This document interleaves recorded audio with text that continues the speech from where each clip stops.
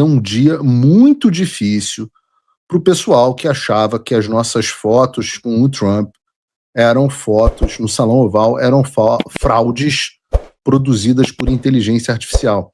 Teve uma repórter, eu não vou conseguir lembrar quem é, eu acho que foi do Estadão, é muito jornalista falando comigo, eu acho que foi o Estadão. Teve uma repórter do Estadão que, juro para vocês, deu até peninha, mandou um pedido formal de esclarecimentos para saber se a foto não era um souvenir dado para qualquer pessoa que visita a Casa Branca. Eu tenho que lidar com isso da imprensa, cara. Mas eu disse que seria um dia ruim, porque com os eventos dessa semana, me parece absolutamente indiscutível o fato, e você pode espernear, mas é fato que o senador Flávio Bolsonaro fez a visita aos Estados Unidos mais bem-sucedida da história de um líder político brasileiro. Da história. Absolutamente inegável. Mas por que eu afirmo isso? Bom, não só ele teve no Salão Oval com Donald Trump, né, tirou foto, recebeu a medalha do presidente dos Estados Unidos, está até aqui comigo a nossa Challenge Coin, e nenhuma dessas coisas o Lula teve. O Lula não teve foto dentro do Salão Oval, o Lula não teve Challenge Coin, mas também, no dia seguinte, ele, que não era um chefe de Estado, eu acho importante pontuar isso, o Flávio presidente terá uma outra visita dentro da Casa Branca, num outro patamar, né? Mas ele, como pré-candidato, no dia seguinte foi convidado a retornar à Casa Branca, e curiosamente, não por uma autoridade, mas por duas autoridades diferentes. O Flávio teve 2 convites independentes para retornar à Casa Branca. A primeira, que eu quero tratar aqui com vocês, nessa pauta, foi a reunião com o secretário de Estado, Marco Rubio, um homem que é hoje apontado como um dos principais candidatos à sucessão do Trump, como indicado do Partido Republicano à presidência dos Estados Unidos, né?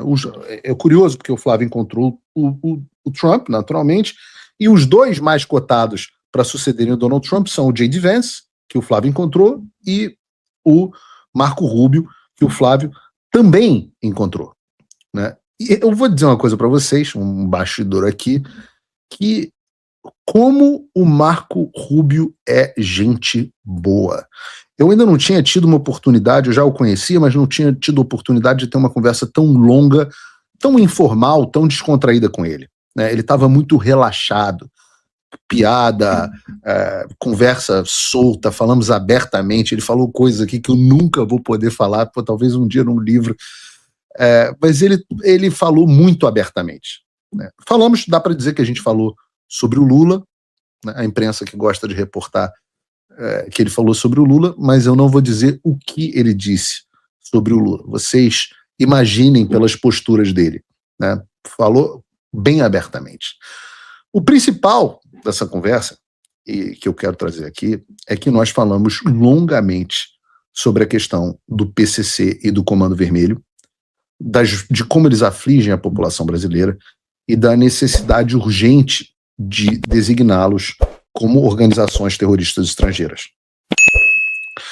Nós explicamos a ele que 1/4 da população brasileira vive em territórios comandados por facções criminosas e que o Estado brasileiro não tem mais controle sobre vastas porções do seu próprio território. Essa informação já havia chocado o presidente Trump no dia anterior e é mesmo um dado absolutamente estarrecedor, né? Nesse mesmo contexto, a gente trouxe também os dados que mostram que quase metade da população brasileira, 41,2% para ser mais específico, percebe a atuação do crime organizado no lugar onde mora. Quase metade. E quando a gente analisa as capitais, aí o número é maior, mais da metade, quase 56%, dizem se sentir incapacitados por organizações criminosas onde vive. Incapacitados. Incapacitado. O cidadão brasileiro, mais da metade da população brasileira vivendo nas nossas capitais, se sentem se sente incapacitada por conta das organizações criminosas. Esses números que eu estou trazendo para vocês, que são idênticos aos números que eu citei lá, são números muito importantes, porque eles evidenciam como o dia a dia do cidadão de bem do Brasil é negativamente afetado por esses caras. É o sujeito que não pode sair na rua à noite porque tem toque de recolher na região dele. É a mulher que tem medo de falar não para um traficante ser morta. É a mãe de família que tem o seu filho aliciado pelo crime na esquina de casa. É o sujeito que não consegue ter uma ambulância chegando em casa, o SAMU chegando em casa porque existe barricada na rua dele. É o sujeito que não consegue chamar a polícia porque quer dormir e está tendo barulho do lado da casa dele. É o sujeito que não tem acesso às coisas mais básicas. E é o que ocasiona, é o que causa a necessidade de que as nossas forças policiais sejam quase que organizações, aliás, algumas delas são de fato, né, sejam como organizações militares, sejam como forças armadas que precisam entrar para um conflito de guerra dentro das nossas cidades. Que sim, aflige os mais ricos, sim, aflige a classe média, mas massacra os mais pobres. E a gente falou sobre isso, nestes termos que eu estou dizendo a você. Nós falamos muito também sobre como essas organizações operam. Falamos sobre como hoje elas dominam territórios e controlam serviços públicos como gás, como internet, como eletricidade, como serviço de proteção, onde você tem que pagar um imposto para o traficante, ou para a milícia, ou para o que quer que seja.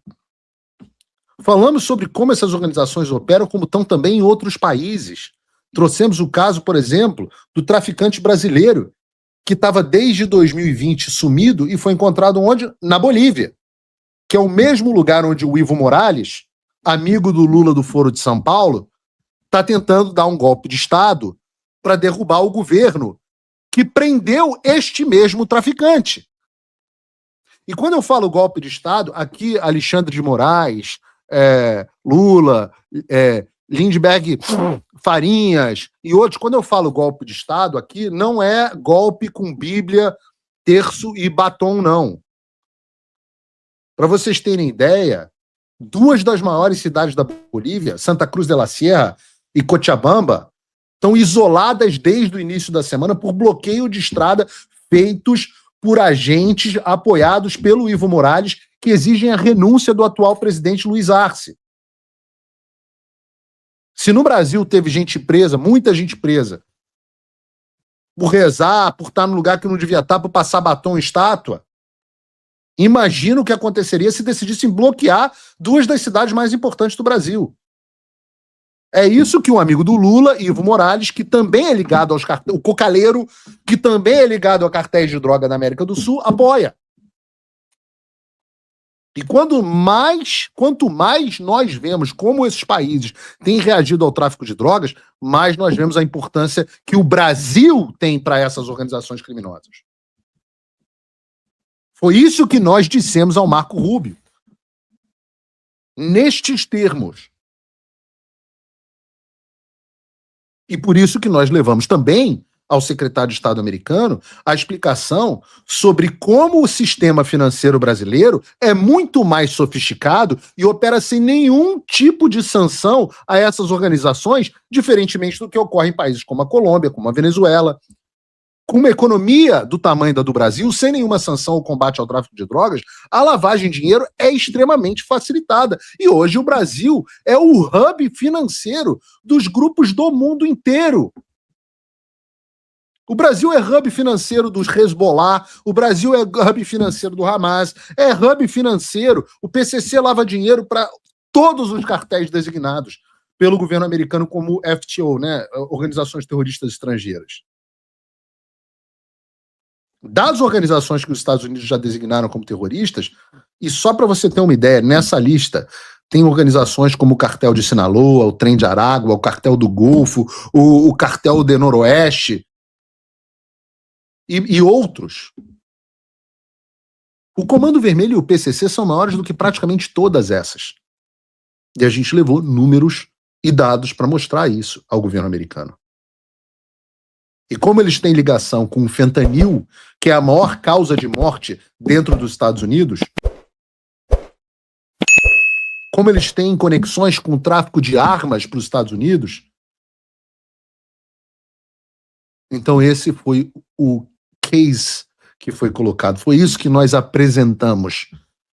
Foram essas informações contrárias às do governo Lula que nós apresentamos e pedimos encarecidamente, em nome do povo de bem do Brasil, que essas organizações sejam combatidas por todos, por todas as pessoas de bem no mundo, porque elas não são organizações brasileiras, elas são organizações transnacionais. E tem algo que nunca cansa de me impressionar. Quanto mais alto e quanto mais detalhes eu obtenho, quanto mais alto eu subo na cadeia alimentar, né, na hierarquia americana, digamos assim, mais me impressiona a intensidade do lobby que foi feito para traficantes do Comando Vermelho do PCC pelo presidente da República do Brasil, Lula, junto ao governo dos Estados Unidos. Eu nunca vi nada igual. Ou deveria dizer, né, é o lobby que foi feito pelo Comando Vermelho e pelo PCC através do Lula aos Estados Unidos. É absolutamente incrível que duas organizações criminosas tenham tanto poder de influenciar o presidente do Brasil, o ministro das Relações Exteriores, Mauro Vieira, a irem aos Estados Unidos conversar com o arqui-inimigo do Lula para proteger essas organizações, inclusive oferecendo as riquezas do Brasil em troca. Tudo isso com o apoio do bilionário corrupto, também falamos dele, Wesley Batista. Vejam, é um ecossistema, falamos aqui de Evo Morales, cocaleiros da Bolívia, as organizações brasileiras, o mercado financeiro, a Faria Lima brasileira, o presidente da República, o ministro das Relações Exteriores, um bilionário do setor de proteína, que também tem postos de petróleo na Venezuela, do Hugo Chávez. Façam um bolotário disso, um PowerPoint para Andréa Sadi, e vejam o tamanho do ecossistema de proteção gigantesco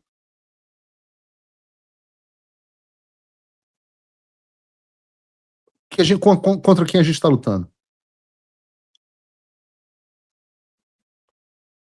E eu posso dizer para vocês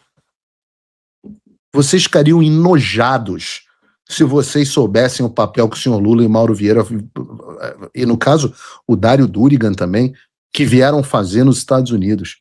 Vocês ficariam enojados. Até parte dos eleitores petistas, se ouvissem as coisas que eu ouvi, ficariam enojados. Jornalistas da imprensa, se vocês ouvissem o que Flávio Bolsonaro ouviu, que Eduardo Bolsonaro ouviu, o que eu ouvi, vocês ficariam enojados com o governo Lula.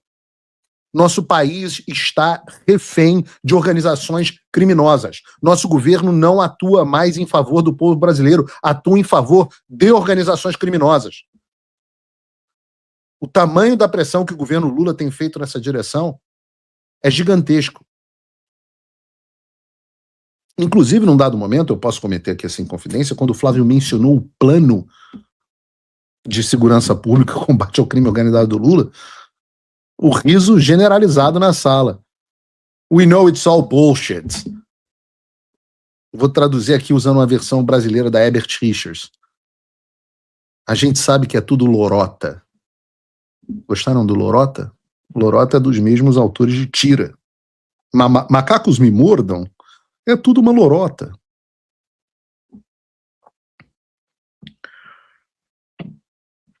A intensidade desse lobby e o tamanho da rede de conexões que eles têm é assustadora. E esse choque que eu tenho, vocês podem ter certeza que é, de certa forma, compartilhado também pelos americanos. eu tenho a percepção de que causou uma impressão muito boa nas autoridades americanas ver que existe no Brasil um candidato à presidência da República que não é ligado ao tráfico e que vem aqui para pedir combate duro às organizações criminosas. E o Flávio foi mesmo muito duro nesse momento. Ele falou que essas organizações matam milhões de pessoas do meu povo. Ele disse, inclusive, que não sabe qual foi o papel que eles tiveram na tentativa de assassinato do Bolsonaro, do pai dele, e que ele nas palavras dele, ele falou em inglês, em bom tom, I hate these people. Eu odeio essas pessoas. Palavras dele, palavras do Flávio Bolsonaro na reunião. No que depender de mim, em janeiro de 2027 eu vou começar a prender ou eliminar todos eles. Foi um momento até que o Flávio ali meio que deu uma embargada na voz, se emocionou.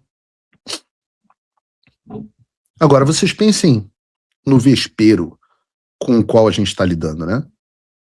A gente tem consciência disso. A gente tem consciência disso. Estava o Sam Puncher agora. Estava vendo aqui antes de começar no ar. Sam Puncher cavando uma falta, dizendo que o segurança do Bolsonaro arrancou, do Flávio Bolsonaro arrancou o microfone dele. Eu conheço os seguranças do Flávio, são todos muitíssimo preocupados e comprometidos. A chegada do Flávio ao Brasil